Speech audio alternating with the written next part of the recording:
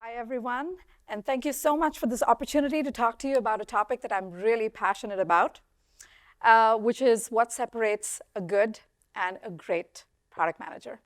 So let me ask you a question. How many of us believe in this statement right now, which is the fact that there is an explosive interest in product management and people doing product management? How many of us agree? Almost everybody, right? And evidence to that point is a junior PM role that I had posted 8 years ago had approximately 50-ish resumes, and now the same role attracts approximately 300 plus resumes. So explosive interest. And the consequence of that interest is what I believe is the rise in what I call the middle class. There are many PMs out there who are doing a good enough job. These are PMs, and I'm guilty of being and doing that many times in my career, who write long, painstaking, detailed product requirements, file all their JIRA tickets in time, look fantastic at a stand-up, however, do not have the tools, expertise, mentorship, resources to be able to really look at the bigger picture. And consequently, there are mediocre products being actually built. And I can take a poll on if we've used mediocre products, and I'm sure we all have used good and great products. And this is a consequence of the people building those products, you and me.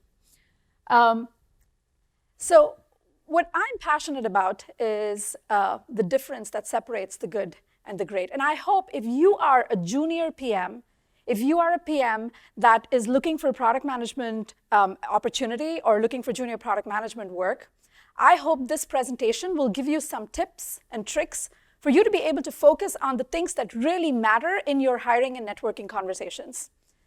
On the other side, if you're a product leader and a hiring manager like myself, I hope this presentation will give you some additional perspective on the things that I hope you will assess your candidates a little bit more deeply on and help develop the tool set and education for your team to be able to be really great performing teams. A little bit about myself. I'm Subha. The best way to remember my name is Shoebox without an X. I'm very fortunate to head product management at this groundbreaking gifting commerce company called G-commerce company called Loop Commerce. And I'm so fortunate that 2 of my colleagues are actually here with me today. Thank you so much. And we are fast growing. We're hiring across the board. We were recently acquired by Synchrony, which is the world's largest private label credit card. And we hope to be ubiquitous one day that all of you will use GiftNow, our flagship product, in your everyday gifting to your friends, family, and loved ones. I'm passionate about product management. I've been doing this for a while now, but I'm also passionate about giving back to the community, a community that I feel I've learned so much from, and an identity that I've built over the years that I'm extremely grateful and appreciative for. So I'm here, again, to give you the data that although product management is divided into these tranches of good and great, even at the most junior level, product management is an extremely strategic skill. And I'm here to give you the data, and hopefully I can convince you accordingly. So I want to give you a little bit of context on the survey that I actually conducted. This is an independent survey that I conducted out of my own initiative. I sent the survey out to many of my product management peers.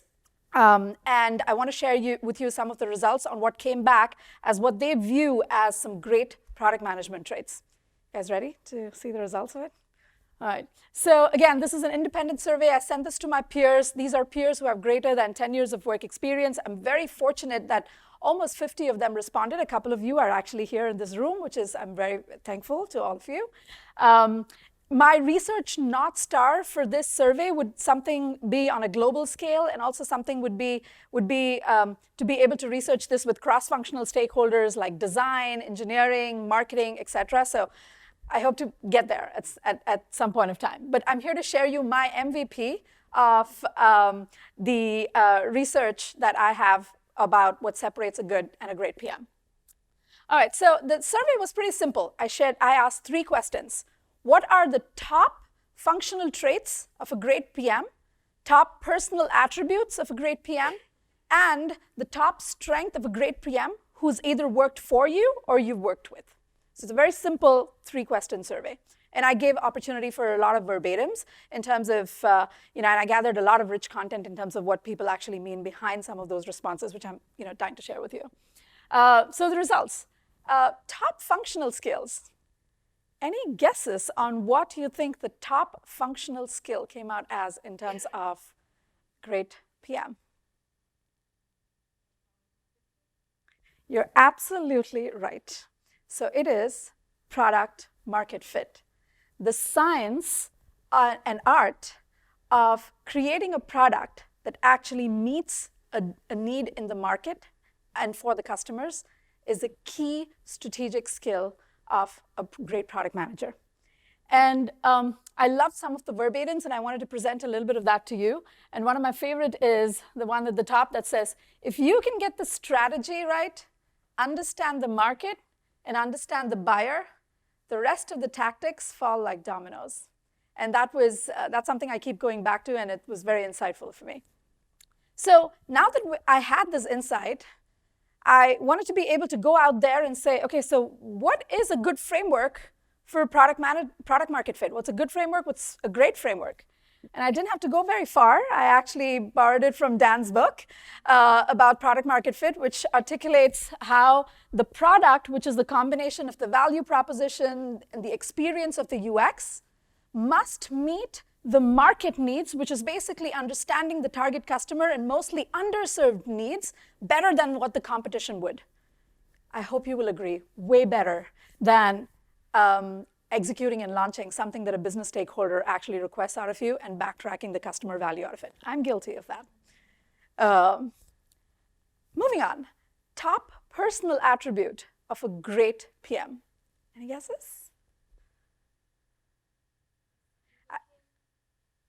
You're right. Wow, okay. Good decision making is the #1 personal attribute of a great PM. And again, some of these verbatims actually reinforced my belief of how hard decision making is, because you can never have perfect data, never have perfect information, and we all operate in an area of uncertainty. And for us to be able to develop a framework of good decision making is important. And what I loved about one of those comments is decision making and being decisive is key, and that this product leader actually looks for these traits in their hiring process. So that was very insightful for me. So again, now that I know that good decision making is a very key trait of a great PM, I wanted to go out there and see what are some good and great frameworks for decision making. And again, I didn't have to travel very far.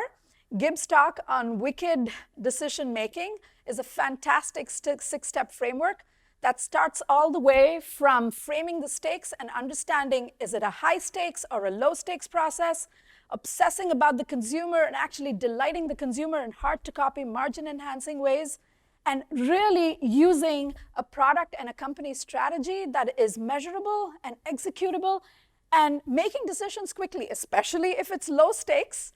What I loved about that article that Gib wrote was also the kind of debate, decide, and then do in terms of, he talks about at Netflix, where there is a group of well-formed adults that switch from passionate debate to lockstep execution once they're all aligned. And I thought that was not just a great decision-making framework overall, but also a great team framework overall. You'll agree, hopefully, much better than weighing pros and cons of a decision and making the decision with the more pros and cons. Moving on, last question. Top strength of a product manager. What do you guys think? And these are the 7 attributes that I did give them, so I'm curious. Problem solving, yes. So problem solving, and actually by quite a wide margin in terms of problem solving. And again, the verbatims are so rich, and I'm so thankful for these people who responded to the survey, which is, problem solving is actually a combination and encompasses analysis, communication, conflict, execution, all of this. And which was just very enlightening for me to be able to look at it. And great products are solutions that solve a compelling problem. So again, given problem solving was now front and center, I was like, what is out there in terms of a good framework or a great framework for problem solving? And I found Teresa Torres's product talk on leveling up your problem solving skills. And it talks about solution space and problem space. Actually, Danny, you talk about that in your book too. And it is so easy to be able to spend our time in the solution space, to be able to iterate on multiple solutions. However, a great framework is when you spend time on the problem space. Embrace divergent perspectives. Obsess about the customer as usual. And at the end, raise our collective understanding of what the core essence of the problem is that we are trying to solve. So in summary, some differentiators of great PM skills are achieving product market fit, great decision making, or I should say, as Gibbs calls it, wicked decision making, and problem solving. And I hope you will agree, these are much more strategic than filing those JIRA tickets and writing painstakingly long, detailed requirements, which unfortunately does take up a lot of our work. And so I hope this, as a junior PM, this has been helpful for you to be able to go out there and incorporate this in your, again, hiring and networking conversations, and that you're able to incorporate stories that reflect these skills in your conversations. And I hope as a product leader and as a hiring manager like myself, I hope this is something that will help you, again, assess your candidates differently, and also something which I'm personally committing to, given my team is also here right now, in terms of going back and retraining, re-equipping my team to be able to be a great product management team. Thank you. This is my email address. Please give me feedback. I welcome all types of feedback. Thank you very much.